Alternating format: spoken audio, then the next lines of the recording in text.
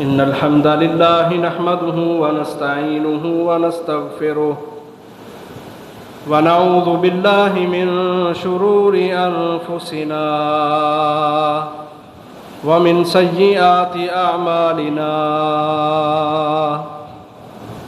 من يهده الله فلا مضل له ومن يضلل فلا هادي له وأشهد أن لا إله إلا الله وحده لا شريك له وأشهد أن محمدًا عبده ورسوله أرسله بالحق بشيرًا ونذيرًا بين يدي الساعة من يطع الله ورسوله فقد رشد ومن يعص الله ورسوله فقد غوى فإنه لا يضر إلا نفسه ولا يضر الله شيئا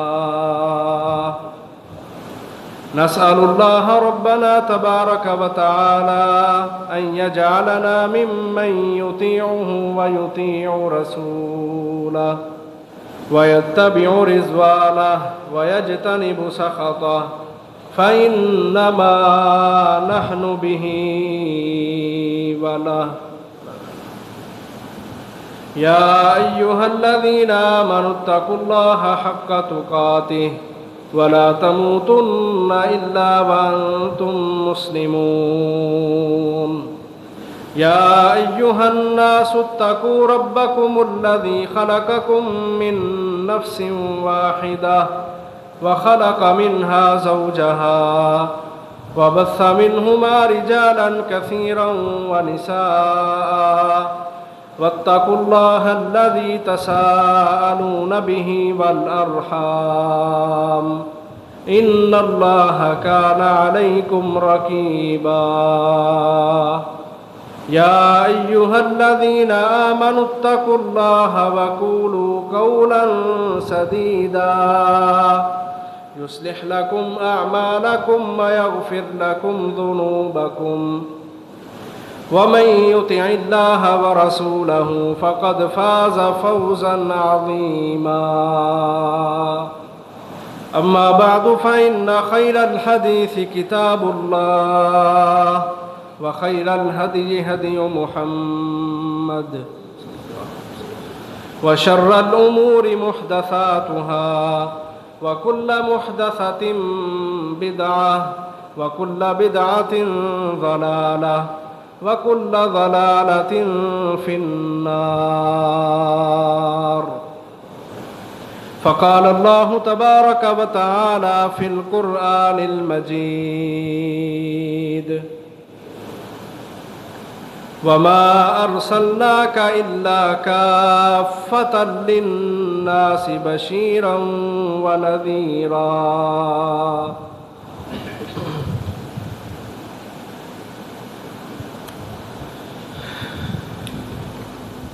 پچھلے خطبہ میں ہم نے یہ بیان کیا تھا کہ بندوں کے ذمہ اللہ تعالیٰ کے کیا حق ہیں، اور اس میں ہم نے یہ بیان کیا کہ بندوں کے ذمہ یہ حق ہیں کہ بندے اللہ کی عبادت کریں، اس کے ساتھ کسی کو شریک نہ ٹھہرائیں۔ آج کے خطبہ میں ہم بیان کریں گے کہ ہمارے اوپر، اس امت کے اوپر ہمارے نبی محمد صلی اللہ علیہ وسلم کے کیا حق ہیں۔ اس میں سب سے پہلی چیز میں آپ کے سامنے رکھتا ہوں، سب سے پہلا حق وہ یہ ہے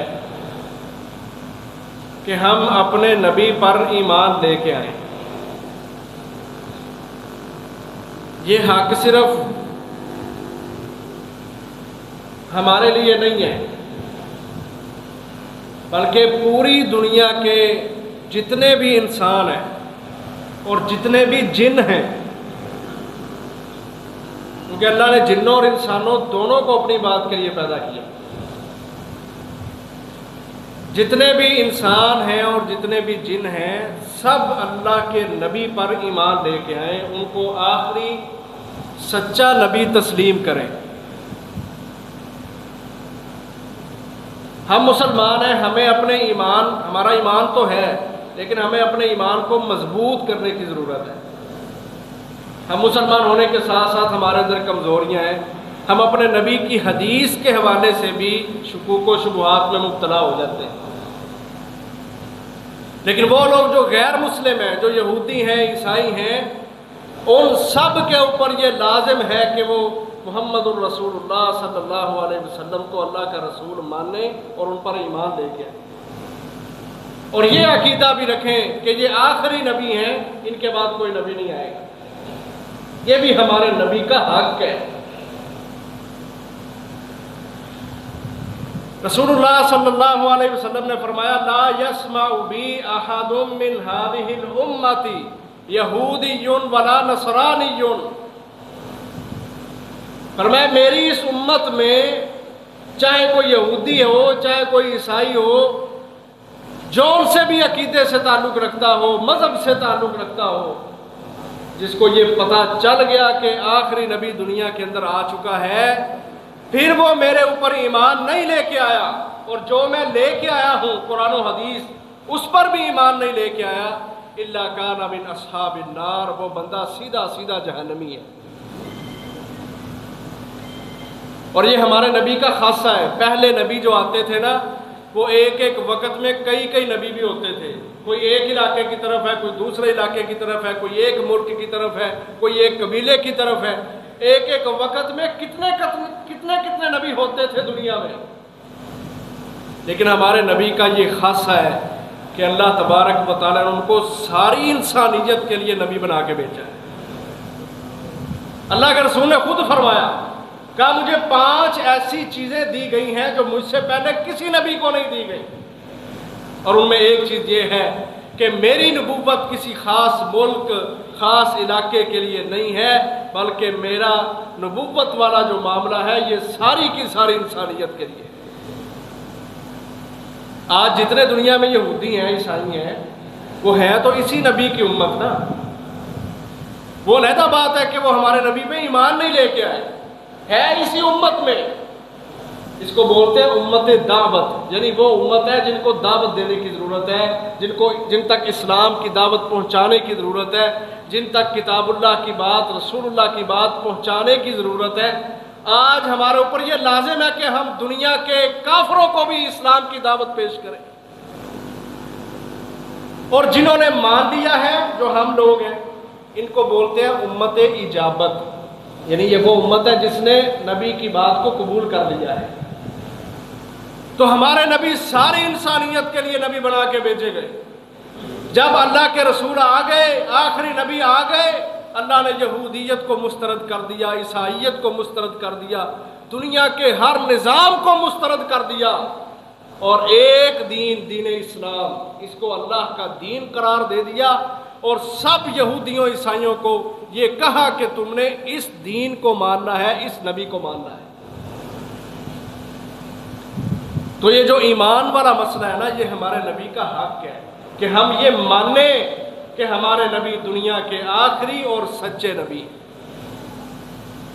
اور ہم نے انہی کی پیروی کرنی ہے۔ دوسرا حق یہ ہے، دوسرا حق جو ہے نا ہمارے نبی کا، پہلا حق کہ ہم اپنے نبی پر ایمان لے کے آئیں، اور ہمارا ایمان یہ صرف انسانوں کی حد تک نہیں ہے۔ اللہ کے نبی خود کہتے ہیں، سیرت کی کتابیں اٹھاؤ، آپ کہتے ہیں میں ابھی تک مکہ کے اندر اس پتھر کو جانتا ہوں کہ جو مجھے سلام کیا کرتا تھا۔ بات سمجھ آ رہی ہے؟ یعنی ہمارے نبی صلی اللہ علیہ وسلم دنیا کی جتنی چیزیں ہیں وہ بھی آپ کی نبوت کو تسلیم کرتی ہیں، انسانوں اور جنوں کے علاوہ۔ اور آپ نے وہ بات بھی سنی ہوگی کہ اللہ کے نبی کا جب ممبر نہیں نہ بنا تھا تو کھجور کا ایک درخت تھا، آپ اس کے پاس کھڑے ہو کے خطبہ دیتے تھے، اس کے اوپر اس طرح ہاتھ رکھ لیا کرتے تھے، ٹیک لگا لیا کرتے تھے۔ ایک صحابی نے آپ کو مشورہ دیا کہ آپ ممبر بنوا لیں، آپ نے اس مشورے کو پسند کیا، پھر آپ نے ممبر بنوایا۔ حدیث میں موجود ہے جب آپ ممبر پہ بیٹھے، صحابی کہتے ہیں ہم نے خود سنا، خود دیکھا کہ وہ کھجور کا درخت ایسے رو رہا تھا جیسے کوئی بچہ روتا ہے۔ یعنی دنیا کی ہر چیز نے تسلیم کیا محمد رسول اللہ کی رسالت کو، ان کی نبوت کو، اور انہوں نے محبت کر کے دکھائی۔ تو یہ پہلا حق ہے ہمارے نبی کا ہمارے ذمہ کہ ہم اپنے نبی کی ہر کہی ہوئی بات کے اوپر ایمان رکھیں، اور آپ کی زبان سے جو بھی نکلتا تھا وہ حق ہی نکلتا تھا۔ یہ سوال پیدا ہو سکتا ہے نا کہ آپ بھی تو انسان تھے، اور یہی بات ایک دفعہ پیش آئی۔ ایک صحابی تھے، وہ حدیثیں لکھا کرتے تھے، حضرت ابو ہریرہ۔ لوگوں نے کہا یار اللہ کے نبی ہم جیسے انسان ہیں، کبھی آپ خوشی میں ہوتے ہیں، کبھی آپ غصے میں ہوتے ہیں، ابو ہریرہ تو ہر بات کو لکھ لیتا ہے۔ تو حضرت ابو ہریرہ اس بات کو محسوس کیا اور لکھنا چھوڑ دیا کہ آپ بھی انسان ہیں، تو یہ تو نہیں ہو سکتا کہ آپ کی ہر بات ہی جو ہے وہ اسلام کے حوالے سے ہوگی یا دین کے حوالے سے ہوگی۔ انسان ہونے کے ناطے بندہ اور بھی تو باتیں کرتا ہی ہے۔ تو اللہ کے رسول نے پوچھا ابو ہریرہ تم نے لکھنا کیوں چھوڑ دیا ہے؟ تو حضرت ابو ہریرہ نے یہ بات سامنے رکھی۔ اس وقت اللہ کے نبی نے کہا تھا ابو ہریرہ لکھا کرو، اس زبان سے حق کے سوا اور کچھ نہیں نکلتا۔ ہمارے نبی کی ہر کہی ہوئی بات، ہمارا یہ ایمان ہونا چاہیے کہ ہم اپنے نبی کی ہر بات کے اوپر ایمان رکھتے ہیں، اعتقاد رکھتے ہیں، یقین محکم رکھتے ہیں، اور پھر ہم اس پر عمل کرنے کے لیے بھی تیار ہیں۔ یہ عقیدہ اور یہ ایمان ہونا چاہیے۔ اور اللہ نے ہمارے ہر کام میں ہمارے نبی کو رول ماڈل بنایا ہے۔ لَقَدْ كَانَ لَكُمْ فِي رَسُولِ اللَّهِ أُسْوَةٌ حَسَنَةٌ کا لوگوں نبی کا ہر معاملہ، نبی کا ہر کام، نبی کا ہر طریقہ تمہارے لیے اس میں نمونہ ہے، ہدایت چھپی ہے، وہ جنت کا راستہ ہے، وہ جہنم سے بچانے والا ہے، وہ محبت کا راستہ ہے۔ اس لیے تم نے دنیا میں اپنا کوئی بھی کام کرنا ہے اپنے نبی سے رہنمائی لے کے کرنا ہے، کیونکہ ہمارے نبی سچے نبی تھے، اور آپ کی سچائی کی گواہی اللہ نے قرآن میں دی ہے۔ وَمَا يَنْطِقُ عَنِ الْهَوَىٰ إِنْ هُوَ إِلَّا وَحْيٌ يُوحَىٰ کہ یہ نبی اپنی مرضی سے بات ہی نہیں کرتا، یہ نبی جب بھی بات کرتا ہے وہ حق کی بات کرتا ہے، وحی کے مطابق چلتا ہے۔ تو پہلا حق یہ ہے کہ ہم اپنے نبی پر پکا مضبوط ایمان لے کے آئیں، اور دوسرا حق یہ ہے کہ ہم اپنے نبی کی اطاعت کریں۔ ایک ہوتا ہے اطاعت اور ایک ہوتی ہے اتباع، ان دونوں میں فرق ہے۔ ہم سمجھتے ہیں اطاعت اور اتباع ایک ہی چیز ہے، جبکہ ایسا نہیں ہے۔ اطاعت میں اور اتباع میں بہت فرق ہے۔ میں وہ فرق بھی آپ کے سامنے رکھتا ہوں۔ اطاعت ہوتی ہے کہ بندہ بات کو تسلیم کر لے۔ اطاعت میں صرف اتنا سا پہلو ہے کہ جو اللہ کے نبی نے کہہ دیا، جو اللہ نے کہہ دیا میں نے وہ کرنا ہے۔ اور اتباع جو ہوتی ہے نا، اتباع اس کا تعلق عمل کے ساتھ ہوتا ہے۔ اطاعت میں صرف بات کو مان لینا، اور اتباع میں عمل کر کے دکھانا۔ مثال کے طور پہ اللہ نے قرآن میں کہا اقیموا الصلاۃ، لوگوں نماز پڑھو۔ اب ہم نے بات مان لی، ہمارا یہ مان لینا کہ اللہ نے قرآن میں کہا ہے نماز پڑھو، یہ ہے اطاعت، کہ ہم اللہ کے اس حکم کو تسلیم کرتے ہیں کہ اللہ نے حکم دیا۔ نماز کس طرح پڑھنی ہے؟ اللہ نے نمونہ بنایا ہمارے نبی کو، محمد صلی اللہ علیہ وسلم، اور اللہ کے نبی نے فرمایا صلوا کما رأیتمونی اصلی، لوگوں نماز اس طرح پڑھنا ہے جس طرح مجھے پڑھتے ہوئے دیکھا ہے۔ اب اقیموا الصلاۃ کو ہم نے مان لیا کہ جی نماز فرض ہے، 5 نمازیں ہیں وہ فرض ہیں، ہم مانتے ہیں۔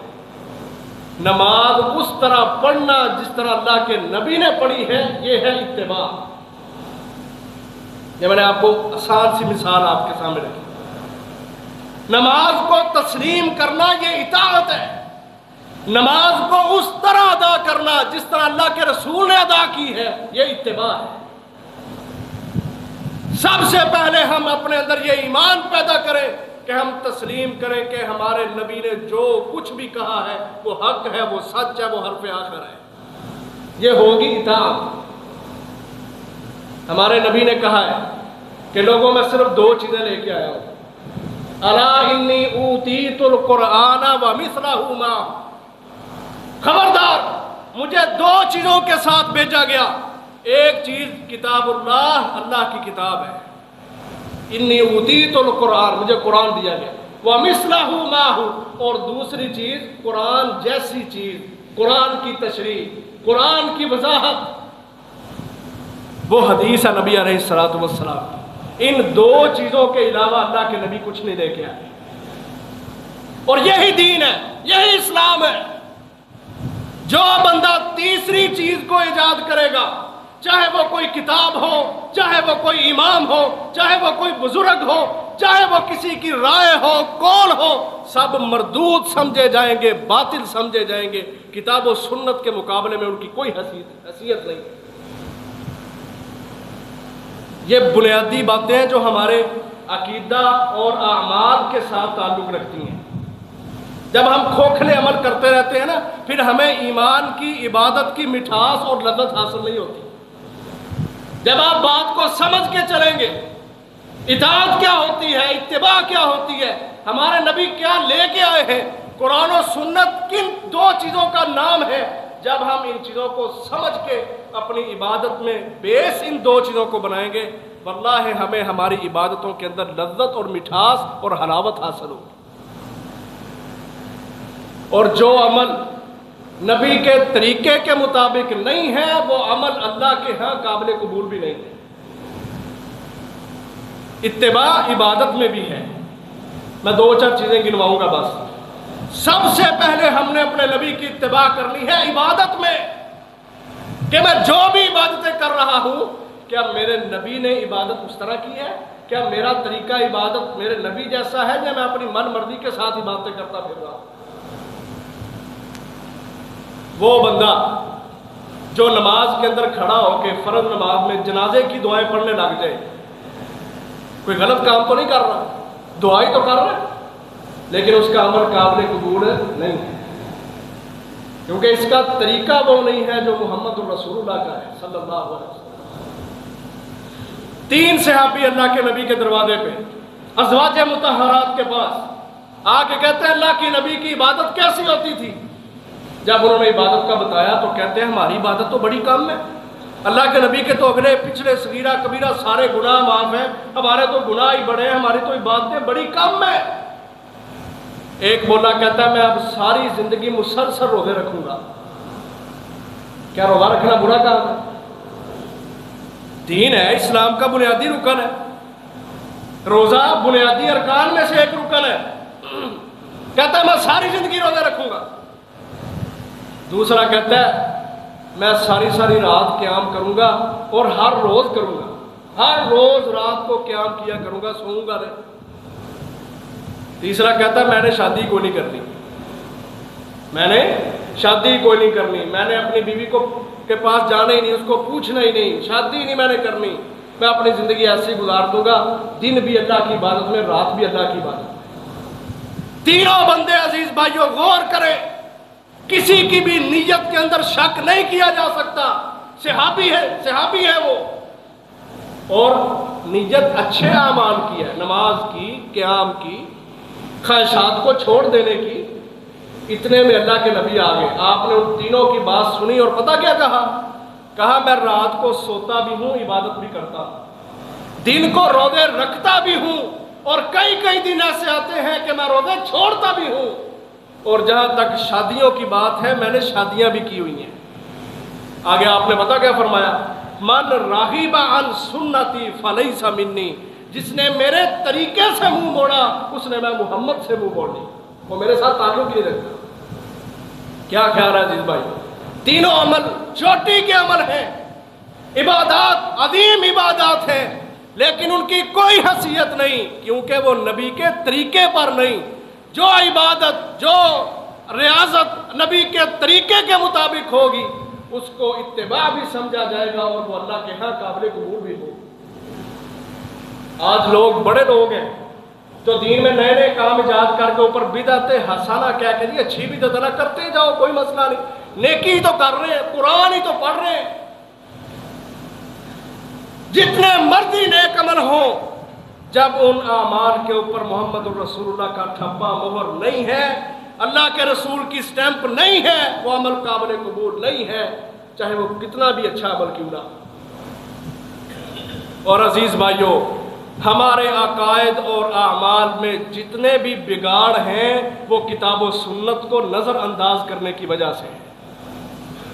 آپ دیکھ لیں، یہ وحدت الوجود کا عقیدہ، وحدت الشہود کا عقیدہ، ظاہری اور باطنی علم اور صوفی حضرات کی اصطلاح تصور شیخ، اطاعت شیخ، ظاہری اور باطنی علم، مرنے کے بعد جسموں کا روحوں کو چھوڑنا اور روحوں کا واپس آنا، اور یہ کل خانیاں، یہ 40ویں اور یہ فاتحہ خانی اور یہ محفل میلاد اور یہ عرس ہے، وسیلے علم غیب، یہ سب باطل اعمال اور عقائد انہی حلقوں کے اندر مقبول ہیں جہاں پہ کتاب و سنت نہیں ہے،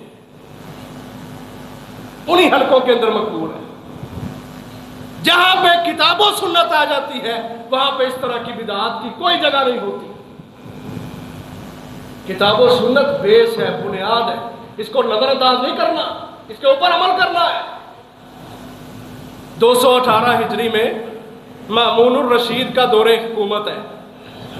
معتزلہ ایک گمراہ فرقہ ہے جو گزر چکا ہے، انہوں نے یہ باطل عقیدہ کھڑا کر دیا کہ قرآن مجید اللہ کی مخلوق ہے، قرآن مجید یہ اللہ کی مخلوق ہے، اور اس عقیدے کو، اس باطل عقیدے کو اپنے دور حکومت میں جو حکومت کے علماء تھے ان سے بھی منوانے کی کوشش کی گئی۔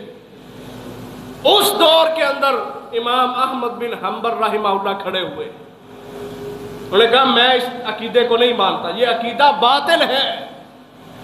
احمد بن حنبل کو پکڑ لیا گیا، کوڑے مارے گئے، زندان کے اندر اتنے وہ سخت کوڑے تھے، خود بیان کرتے ہیں، کہتے ہیں اگر وہ کوڑا کسی ہاتھی کو لگتا تو ہاتھی مر جاتا، اتنے شدت کے کوڑے احمد بن حنبل کو مارے گئے، صرف اس چیز پر کہ اس باطل عقیدے کو تسلیم کر لو کہ قرآن اللہ کی مخلوق ہے۔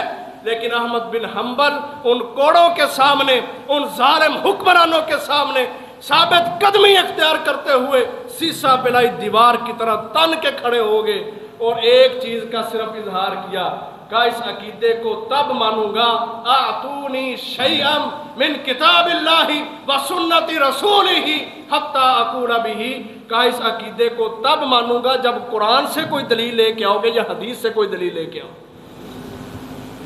اس ثابت قدمی کا یہ نتیجہ نکلا کہ وہ جو باطل عقیدہ تھا قرآن اللہ کی مخلوق ہے، اس فتنے کو اللہ نے ہمیشہ ہمیشہ کے لیے ختم کر دیا۔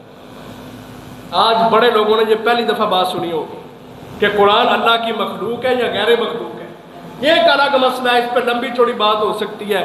بہرحال ہم اپنے موضوع پہ رہتے ہیں کہ جب علماء نے کتاب و سنت کی بنیاد پہ استقامت اختیار کی، ڈٹ کے کھڑے ہو گئے، اس کا نتیجہ اللہ نے اتنا مثبت دیا کہ ہمیشہ ہمیشہ کے لیے وہ باطل عقائد ختم ہو کے رہے۔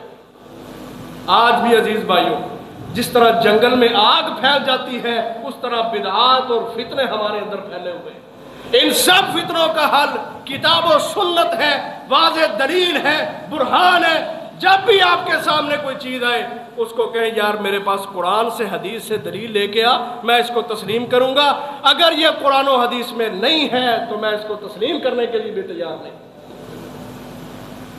تو کتاب و سنت بیس ہے، ہمارے عمل وہ ہوں جو قرآن سے ثابت ہوں، جو نبی کی حدیث سے ثابت ہوں۔ اس لیے عزیز بھائیوں، کوئی بھی عمل اس وقت تک قابل قبول نہیں جب وہ محمد الرسول اللہ کی طریقہ اور ان کی سنت کے مطابق نہیں۔ ایک دفعہ ایک صحابی مسجد میں آیا، اس نے آ کے جلدی جلدی نماز پڑھی اور چلا گیا، جاتے جاتے نا اللہ کے نبی سے سلام لے گیا، آپ نے اس کو روک لیا، کہا ارجع فصلی فإنک لم تصلی، کہا جا جا کے نماز پڑھ، تم نے نماز پڑھی ہی نہیں۔ اب حالانکہ وہ نماز پڑھ کے آیا، پھر گیا، جا کے اس نے نماز پڑھی، واپسی پہ پھر سلام لے رہا ہے، اللہ کے رسول نے پھر واپس بھیجا، کہا ارجع فصلی فإنک لم تصلی، تیری نماز کوئی نہیں، جا جا کے دوبارہ نماز پڑھ۔ 3 دفعہ ایسا ہوا، چوتھی مرتبہ وہ بیٹھ گیا، کہتا ہے اللہ کے نبی مجھے علم نہیں ہے، فعلمنی، مجھے نماز کا طریقہ سکھا دے۔ اللہ کے نبی نے اس کو ساری نماز کا طریقہ سکھایا، اور نماز میں جو بیس بنیاد آپ نے بتائی وہ اطمینان اور اعتدال کا درس دیا. کہا تو رکوع کی حالت میں ہے تو اطمینان سے رکوع کا، جلد بازی عجلت تیرے اندر نہ ہو. رکوع میں کھڑا ہے، قیام میں ہے، قوما میں ہے، جلسہ میں ہے، تیرے اوپر لازم ہے اطمینان اور اعتدال. اطمینان اور اعتدال کے ساتھ نماز پڑھ، پھر تیری نماز قابل قبول ہے. اب عزیز بھائی اس نے نماز تو پڑھی ہے، لیکن نماز کا طریقہ وہ نہیں جو محمد الرسول اللہ نے بتایا صلی اللہ علیہ وسلم. آج اگر ہماری نمازوں میں وہ اطمینان اور اعتدال جو اللہ کے رسول نے ہمیں بتایا ہے وہ نہیں ہے، قسم اللہ کی ہمارے نمازیں کامل نہیں ہیں، ادھوری ہیں، ناقص ہیں. نماز ویسے جیسے محمد الرسول اللہ نے بتائی صلی اللہ علیہ وسلم. یہ ایک مثال میں نے آپ کے سامنے رکھی کہ عبادتیں بھی اس وقت قبول ہوں گی، پایہ تکمیل کو پہنچیں گی جب ان کا طریقہ محمد الرسول اللہ صلی اللہ علیہ وسلم جیسا ہو. اور اگر نماز جو بنیاد ہے، جو بیس ہے، اگر یہ اللہ کے رسول کے طریقے کے مطابق نہیں ہے عزیز بھائیوں، پھر ہمیں اپنی نمازوں کی فکر کرنا ہے، سوچنا ہے اور نماز کا صحیح طریقہ سیکھنا ہے. وہ نماز سیکھنی ہے جو محمد رسول اللہ صلی اللہ علیہ وسلم پڑھا کرتے تھے اور آگے صحابہ کو سکھائی اور صحابہ نے آج ہم تک پہنچائی. دوسری چیز عزیز بھائیوں، یہ عبادات میں ہمیں اتباع کا حکم ہے. دوسری چیز ہے اپنی تجارت میں بھی ہم اپنے نبی کو رول ماڈل بنائیں. ہمارے جو تاجر حضرات ہیں یہ ٹھگیاں بڑی لگاتے ہیں، بڑی ملاوٹیں کرتے ہیں، بڑی جعل سازیاں، جھوٹی قسم تو ایسے اٹھا جاتے ہیں، مسئلہ ہی نہیں سمجھتے. اللہ کے نبی فرماتے ہیں جب بندہ جھوٹ بولتا ہے اس کے کندھے پہ بیٹھے ہوئے فرشتے ان کو ایسی گندی بدبو آتی ہے وہ ایک ایک میل دور چلے جاتے ہیں اس جھوٹ بولنے والے کے منہ کی بدبو کو سونگ کر. لیکن ہم جھوٹ بولتے وقت ٹینشن ہی کوئی نہیں، جھٹ سے قسم اٹھائی، جھٹ سے جھوٹ بولا اور اس کو فخر اور ہوشیاریاں سمجھی جاتی ہیں. لوگ کہتے ہیں منیا ترنیا تاجرے دکان سانب لئی سو گھر دا نظام چلان دے ہیں، یہ نہیں دیکھتے چلا کیسے رہا ہے. وہ جھوٹ بول کے، ملاوٹیں کر کے، جعل سازیاں کر کے، خیانت کر کے اپنے مفاد کو سامنے رکھتے ہوئے مسلمانوں کے غریبوں کے خون کو چوس رہا ہے. یہ کیسا تاجر ہے؟ اور اس کے مقابلے میں جو تجارت ہمیں اللہ کے رسول نے سکھائی ہے، اللہ کے نبی فرماتے ہیں رحم اللہ رجلا سمحا، اللہ کا مراقب اس بندے پہ رحمت کرے کہ جب وہ کوئی چیز بیچے یا کوئی چیز خریدے یا اپنے کسٹمر سے پیسے کا تقاضا کرے تو وہ نرمی سے کام لے. اللہ کے نبی فرماتے ہیں اللہ اس تاجر کے اوپر اپنی رحمت نازل کرے. یہاں یہ ماحول نہیں ہے، چیز بیچنی ہے کوئی خیر خائی ہے ہی نہیں، صرف اپنا مفاد، میرا پیٹ بھر جائے، میں اتنے کما لوں. بیچتے وقت بھی بد زبانیاں کرتے ہیں، خریدتے وقت بھی بد زبانیاں کرتے ہیں، اور کسی کا کوئی 4 پیسے قرضہ چڑھ دینا کسی گاہک کا، اس قرضے کا تقاضا کرتے وقت بھی بد زبانیاں کرتے ہیں، لعن طعن کرتے ہیں. اللہ کے نبی نے فرمایا بنی اسرائیل میں ایک آدمی تھا لم یعمل خیرا قط، ساری زندگی اس نے کوئی بھی نیکی والا کام نہیں کیا. اللہ اکبر. لیکن فوت ہو گیا. اللہ نے اس کو اپنے سامنے کھڑا کیا، کہا بتا کیا کر کے آیا ہے؟ اس نے کہا اللہ میں نے ساری زندگی کوئی بھی نیکی والا کام نہیں کیا. اللہ کی محبت ہوگی نا اس بندے سے، اللہ اس کو یاد کروائیں گے، کہیں گے یاد کر، کوئی تو نیکی کی ہوگی، یاد تو کر. وہ تھوڑا سا یاد کرے گا، پھر اس کو خیال آئے گا، کہے گا اللہ ہاں ایک کام میں کرتا تھا، میں لوگوں کو قرض دیا کرتا تھا، میں تجارت کیا کرتا تھا، لوگوں نے میرا بڑا بڑا قرض دینا ہوتا تھا، لیکن میں نے اپنے ملازموں سے کہا ہوا تھا جو بندہ مالی حیثیت میں تگڑا ہے اس سے قرض واپس لے لیا کرو، لیکن نرمی کے ساتھ واپس لے، اور جو بندہ کمزور ہے، غریب ہے، قرض نہیں دے سکتا، تنگ دست ہے، اس کو معاف کر دیا کرو. ہو سکتا ہے اس کو معاف کرنے کی وجہ سے اللہ بھی ہمیں معاف کر دے. فرمایا وہ ایک عمل اللہ کے سامنے رکھے گا. نبی علیہ السلام نے فرمایا اللہ تعالیٰ اس بندے کو کہے گا کہ تو نے مخلوق کے ساتھ اتنی خیر خائی کی، کہ نرمی کے ساتھ تجارت کرتا تھا اور جو تنگ دست ہوتا تھا اس کو معاف کر دیا کرتا تھا، آج تو نے کوئی عمل نہیں کیا، لیکن تیرے اس عمل کی اتنی قدر اللہ کرتا ہے کہ اللہ اس ایک عمل کی وجہ سے آج تجھے بخش رہا ہے، معاف کر رہا ہے۔ ایک عمل ہے عزیز بھائی، ساری زندگی کوئی نیکی نہیں، ایک عمل بندوں کے حقوق، مخلوق کے ساتھ خیر خائی، لوگوں کے ساتھ اچھے رویے، نبی کی اتباع، نبی کی سنت، نبی کی حدیث کو عزت دینا، کہ اپنے گاہک اور کسٹمر کے ساتھ اچھے سلوک سے پیش آنا ہے۔ اللہ نے ایک عمل کی وجہ سے بندے کو معاف کر دیا اور جنتوں کا راہی بنا دیا۔ آؤ عزیز بھائیوں، اپنی تجارتیں اس نہج پہ چلائیں، اس بیس پہ کریں۔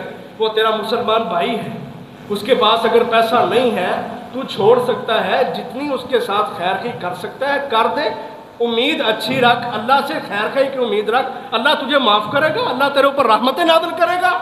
لیکن شیطان نے ہمیں ایسا بہکایا ہوا، ہم کہتے ہیں نہیں بھائی پیسہ ہی سارا کچھ ہے، یہ اخلاقیات، یہ معاملات، یہ سب کچھ بعد میں ہے، سب سے پہلے پیسہ ہونا چاہیے، سب سے پہلے میرا پیٹ ہونا چاہیے، میں نے دکان کا کرایہ دینا ہے، میں نے یہ کرنا، مجھے تو اتنے سیاپے ہیں، وہ کہاں سے کروں گا؟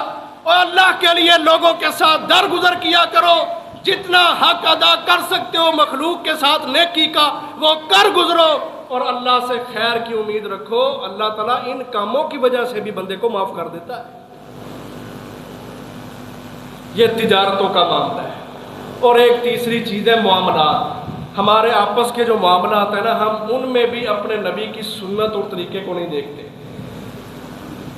آپ شادی بیاہ کو دیکھ لیں، اللہ کے نبی نے فرمایا بہترین نکاح وہ ہے جس میں تھوڑا خرچ ہوتا ہے، خیر النکاح ایسر، بہترین نکاح جس میں خرچہ تھوڑا ہوتا ہے۔ ہمارے ہاں یہ سمجھا دیا گیا اور یہ اصول بنا دیا گیا جی 25-30 لاکھ ہوئے گا، پھر کوئی جیز بنان جو گے ہوواں گے، کوئی کپڑے جتی بنان جو گے ہوواں گے، تو پھر شادی ہوئے گی۔ اگر 25-30 لاکھ نہیں ہے تو شادی بھی پاسبل نہیں ہے، شادی نہیں ہو سکتی۔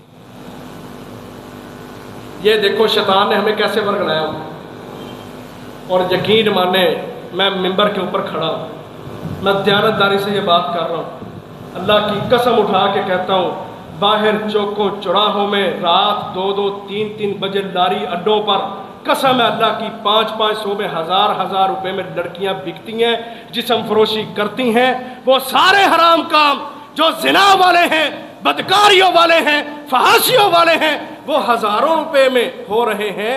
اور نکاح جو اللہ کا حکم ہے، جو اسلام کا حکم ہے، جو نبی کا پسندیدہ عمل ہے، اس کو آج شیطان نے بہکا کے اتنا مشکل کر دیا کہ ہم کہتے ہیں یار 20-25 لاکھ ہوگا تو نکاح ہونا ویسے کوئی نہیں ہوگا، اور اس کا خمیازہ آج بھگت رہے ہیں۔ آج نوجوانوں کے دل سے ایمان ختم ہے، خواتین کے دل سے ایمان ختم ہے، ٹک ٹاک انسٹا ہاتھ کے اندر ہے، یہ شیطان ننگی لڑکیاں اور ننگ درنگ تہذیب اور یہودیوں عیسائیوں کے کلچر ثقافتیں اب تو باقاعدہ ایسے سافٹ ویئر اور ایپس آ رہی ہیں موبائلوں کے اندر، آپ رات کو بور ہو رہے ہیں، کسی بھی لڑکی سے آپ بات کرنا چاہتے ہیں اس ایپ کو ڈاؤن لوڈ کریں، اوپر اپنی ویب سائٹ اور اوپر اپنی آئی ڈی لگائے، آئی ڈی چلا کے آپ کسی بھی لڑکی کے ساتھ بات کریں، ساری رات ہمارے جوان مرد جوان عورتیں قسم ہے رب کی بدکاریوں کے اندر گزار رہے ہیں۔ ہمیں اپنی چودراہٹیں عزیز ہیں، ہمیں اپنے نخرے اور برادریوں کے رسم و رواج اور اصول اور طریقے وہ عزیز ہیں۔ ہماری اولادیں بے راہ کا شکار ہیں، حرام کی طرف جا رہی ہیں، آنکھیں ان کی بدکار بن گئی، کان بدکار بن گئے، پورا جسم بدکاری میں لتھڑ چکا ہے۔ ہمیں اپنی اولادوں کے ایمان کی فکر نہیں ہے، وہ بدکار بن رہے ہیں، ہم اپنے اصول لے کے بیٹھے ہیں۔ ہمارے نبی کی سنت کیا ہے؟ ایک عورت اللہ کے نبی کے پاس آئی، کہتی ہے اللہ کے رسول میں آپ سے نکاح کرنا چاہتی ہوں۔ آپ نے کہا مجھے حاجت نہیں ہے، مجھے ضرورت نہیں ہے۔ 2 دفعہ اس کو کہا، 3 دفعہ کہا، وہ عورت وہاں ہی بیٹھ گئی۔ مجلس میں ایک صحابی کھڑا ہوا، کہتا ہے اللہ کے نبی زوجنیہا، میرے ساتھ اس کی شادی کر دیں۔ کیسا دور ہے وہ عزیز بھائی، ذرا تصور کی دنیا میں جائیں تو صحیح، ایسی مجلس لگی ہے، ایک آدمی کھڑا ہو گیا، کہتا ہے اللہ کے نبی میری شادی کر دیں۔ کوئی حسب نہیں پوچھا آپ نے، برادری کی تہاڈی کنا کمانا ہے، سوال ہی کوئی نہیں، یہ ہمارے سیاپے ہیں ہمارے۔ اللہ کے نبی کہتے ہیں جب نطفہ مادر رحم میں 4 مہینے کا ہو جاتا ہے نا، بندے کا رزق لکھ دیا جاتا ہے، اس نے کتنا کمانا ہے کتنا کھانا ہے۔ یہ رزق 4 مہینے میں، جب اب بچہ پورا بنے ہی نہیں، ایک نطفے کی شکل میں ہے، اس کا رزق اللہ نے لکھ دیا ہوا ہے۔ ہم پوچھتے ہیں کیا کماتے ہو، کیا کرتے ہو، برادری، اسٹیٹس، کیا معیار ہے تیرا؟ اس کا چہرہ دیکھتے ہیں، اس کا جوتا دیکھتے ہیں، اس کے کپڑے دیکھتے ہیں، اس کا رہن سہن دیکھتے ہیں۔ واللہ ہم ایمان کو نہیں دیکھتے، جس کی وجہ سے آج ہم ذلتوں کے اندر پڑے ہوئے ہیں۔ ہماری اولادیں ہماری نہیں رہی، یہ موبائل کی بن چکی ہے۔ یہ اللہ سے مخلص نہیں ہے، یہ شیطان سے مخلص ہے۔ انہوں نے اپنی عزتوں کے جنازے نکالے ہوئے۔ وہ کھڑا ہوا کہتا ہے اللہ کے نبی میری شادی کر دیں۔ آپ نے کہا حق مہر عورت کا حق ہے، حق مہر دینے کے لیے کچھ ہے؟ ماڑا اتنا کمزور اتنا، کہتا ہے اللہ کے نبی کچھ بھی نہیں ہے۔ پھر پوچھا، کہتا ہے ایک تہبند ہے، یہ 2 چادریں میں نے لی ہوئی ہیں، ٹھیک ہے، اور یہ تہبند میرا ہے، اس کو میں حق مہر کے طور پہ دے سکتا ہوں۔ اللہ کے نبی نے کہا یہ کیسے قبول ہوگا؟ تہبند تو پہنے گا، اس کے جسم پہ کپڑا نہیں ہوگا، وہ پہنے گی، تیرے جسم پہ کپڑا نہیں ہوگا۔ اذهب فاطلب ولو خاتما من حدید، کہا اپنے گھر میں جاؤ، جا کے تلاش کرو، لوہے کی ایک انگوٹھی ہی کیوں نہ مل جائے، وہی لے آؤ، میں اس کو ہی حق مہر بنا کے تیرا نکاح کر دوں گا۔ وہ آدمی گیا، تلاش کیا، جا کے لوہے کی انگوٹھی بھی نہیں ملی اسے۔ اللہ کے نبی نے اس سے پوچھا، کہا قرآن یاد ہے؟ ہم تو سمجھتے ہیں نا یہ قرآن پڑھنے والے، قرآن حفظ کرنے والے، یہ علماء، یہ قاری، ہم سمجھتے ہیں انہاں دا ماحول ہی انج ہے، انج دے لوگ نے، انہاں دی کوئی حیثیت نہیں۔ اللہ کے نبی پوچھتے ہیں اور تجھے قرآن یاد ہے؟ گنوانے لگ گیا، کہتا ہے سورۃ قضا، سورۃ قضا، اللہ کے رسول مجھے فلانی صورت بھی یاد ہے، فلانی صورت بھی یاد ہے۔ آپ نے کہا یہ صورتیں اس کو یاد کروا دے، یہی تیرا حق مہر ہے، میں نے ان صورتوں کو حق مہر بنا کے میں محمد اس کو تیرے نکاح میں دیتا ہوں۔ نکاح ہو گیا۔ خیر النکاح ایسرہ، بہترین نکاح جس میں خرچہ کم ہو، جس میں تکلف نہ ہو، جس میں رسم و رواج نہ ہو، جس میں آسانیاں ہو، جس میں ایمان کی حفاظت کو اولین ترجیح ہو، اس بنیاد پہ کہا نکاح کرو، تمہارے نکاح آسان ہو جائیں گے۔ کہاں ہے ہمارے اس دور میں ایسی مثال؟ اور اس کا خمیازہ پھر ہم یہ بھگت رہے ہیں کہ ہماری اولادیں ہماری نافرمان۔ جس طرح کھانے کی بھوک ہوتی ہے، اس طرح جنس کی بھی بھوک ہوتی ہے۔ کھانا لیٹ ہو جائے نا تو نوجوان ہنڈیا کو کوئی ٹھڈے مار رہا ہے، کوئی ماں باپ کو باتیں کر رہا ہے، کوئی بہن کو گالیاں دے رہا ہے، تہاڈی روٹی نہیں ہالے پکی، یہ ہے، یہ باتیں کرتے ہیں نوجوان۔ اسی طرح جب جنس کی بھوک پڑتی ہے نا، پھر وہ رستے تلاش کرتے ہیں، کہیں سے ہمیں کوئی ایسا رستہ مل جائے کہ جس کے ساتھ جس رستے پہ ہم استوار ہو جائیں، اور تعلقات اور دوستیاں، اور رہی صحیح کسر یہ موبائل جو ہے نا، یہ فتنہ، یہ حرامی، یہ ساری کسریں نکال رہا ہے۔ اب ہم اس کے ساتھ ہمارے جوان جڑ کے، عزیز بھائیوں، قسم ہے اللہ کی، یہ جس کو ہم جدیدیت کا نام دے کے اسلام کو پیچھے کرتے ہیں نا، یہ جدیدیت سارا گند ہے، بدکاریاں، حرام ہے۔ یہی وجہ ہے کہ دنیا میں ہمارے پاس ایمانی غیرت ختم، کافر چڑھ جائے ہمارے اوپر، دنیا پاکستان کو گالیاں دے، پاکستان کی فوج کو گالیاں دے، ایمان والوں کو گالیاں دے، کلمے والے مسلمانوں کو گالیاں دے، ہماری صحت پہ کوئی اثر نہیں۔ فلسطین کٹتا ہے کٹ جائے، کشمیر جاتا ہے چلا جائے، مجھے تو کوئی پرواہ نہیں۔ یہ پرواہ اس لیے نہیں، ہم بدکاریوں کے دھنی ہیں، ہم موبائل پہ گندی ویب سائٹوں کے دورے کرنے والے ہیں، ہم فحاشیوں کو پسند کرتے ہیں، ہم شیطان کے پیروکار بن چکے ہیں۔ اور ہمارے نبی نے فرمایا تھا جب بندہ زنا کرتا ہے اس کے دل سے ایمان باہر نکل جاتا ہے۔ اور اللہ کے نبی نے فرمایا یہ ہاتھ بھی زنا کرتے ہیں، آنکھیں بھی زنا کرتی ہیں، کان بھی زنا کرتے ہیں، پورا جسم زنا کرتا ہے۔ اگر ہم اپنی آنکھوں کو آج پاکیزہ نہیں کر رہے، یہ پورا جسم بدکاریوں میں گرا ہوا ہے، ایمان نام کی دل میں شے کوئی نہیں، اور فکر کہاں سے ہو امت مسلمہ کی؟ میری باتوں کو محسوس نہ کرنا، ان پر غور کرنا۔ یہ آج ایمان کے مسئلے ہیں ہمارے، کہ ہمارے اندر سے ایمان کو نکالا گیا اور بےغیرتیوں کو اور حرام چیزوں کو اور فحش کو ہمارے دلوں میں ڈال دیا گیا۔ آج قرآن سننا بوجھ ہے، 10 منٹ کی فجر کی نماز میں کھڑا نہیں ہوا جاتا، جمعے کا ٹائم 5 منٹ اوپر ہو جائے تو باتیں ہونے لگ جاتی ہیں۔ پیچھے سب سے بڑا ریزن کہ جب ہم گانوں کی مجلسوں میں ہوں، یاروں دوستوں کے ساتھ ہوں، کوئی پارٹی منا رہے ہوں، تب کوئی تنگی نہیں، نہ ٹائم کی نہ کسی اور چیز کی، وجہ صرف ایمان بنا ہوا ہے۔ آج ہمارا ایمان کمزور ہو چکا ہے۔ اپنی شادی بیاہ کے جو معاملات، نبی تمہارے لیے رول ماڈل ہے، نمونہ ہے، اس سے لے کے اپنی راتوں کی شادیاں کرو، ان کی زندگیوں کی ایمان کی حفاظت کرو، ورنہ اللہ کے نبی نے فرمایا یہی اولادیں ہوں گی کل قیامت والے دن باپ کا گریبان پکڑیں گی۔ یہ اولادیں جن کے آج ہم نخرے اٹھاتے ہیں، جن کو موبائل لے کے دیتے ہیں، جن کو ہم انگریزوں کے سکولوں کالجوں میں پڑھا کے سیکولر، ایتھیسٹ اور کمیونسٹ بنا رہے ہیں، یہ بے دین بن نہیں ہے ہماری اولادیں۔ کل قیامت کو گریبان پکڑیں گی والدین کا، کہیں گی اللہ اس سے پوچھ، یہ دنیا تو مجھے لالا کے دیتا تھا، کپڑا جوتا سب کچھ ملتا تھا، اے سی بھی لگے ہوئے تھے، گاڑیاں بھی تھیں، سب کچھ تھا، لیکن اس نے میرے ایمان کی حفاظت نہیں کی۔ اللہ میں مجرم نہیں، میرا باپ مجرم ہے۔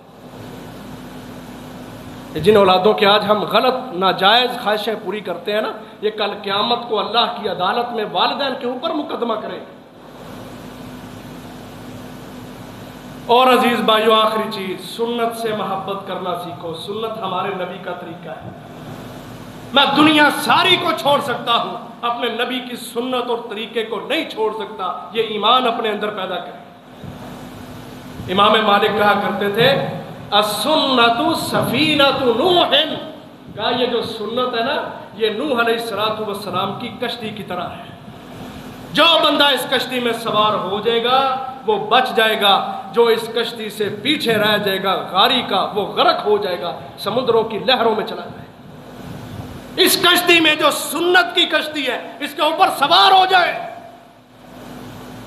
اور اپنے ایمان کی حفاظت کرنا سیکھیں۔ اللہ کے نبی کی بات کو اپنے لیے حرف آخر سمجھیں۔ صحابہ جیسا ایمان، صحابہ جیسا کردار۔ اللہ نے کیوں کہا صحابہ جیسا ایمان نہ ہو؟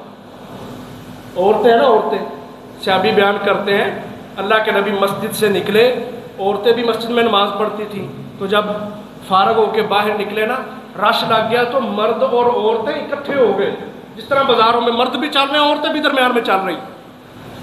اللہ کے نبی نے عورتوں سے کہا او خواتین کی جماعت سائیڈ پہ ہو جاؤ، سائیڈ پہ چلا کرو۔ صحابی بیان کرتے ہیں عورتوں نے اپنے نبی کی بات کو اتنی عزت دی کہ وہ بازاروں میں یا نماز پڑھ کے جب جاتی تھیں تو دیواروں کے ساتھ لگ کے چلا کرتی تھیں۔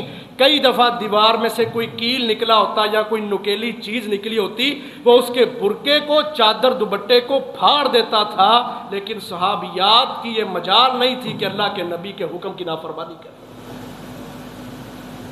آج ہماری عورتیں بھیڑ بکریوں کی طرح بازاروں میں پھر رہی ہوتی ہیں، کوئی پوچھنے والے نہیں، کوئی پرواہ نہیں۔ تو یہ نبی کا حق ہے ہمارے اوپر کہ ہم اپنے نبی پر ایمان رکھیں، اس کی بات بھی مانیں اور اس کی اتباع بھی کریں۔ یعنی بات ماننا اطاعت ہے، اور نبی کے طریقے کے مطابق عبادات، معاملات، تجارت، سیاست، معیشت، معاشرت جب نبی سے لے کے چلیں گے تو یہ صحیح معنوں میں اتباع ہے، اور یہ ہمارے اوپر ہمارے نبی کا حق ہے۔ ان حقوق کو پورا کرنا سیکھیں۔ اللہ سے دعا ہے اللہ تعالی ہمیں عمل کی توفیق عطا فرمائے۔ وآخر دعوانا ان الحمد للہ رب العالمین۔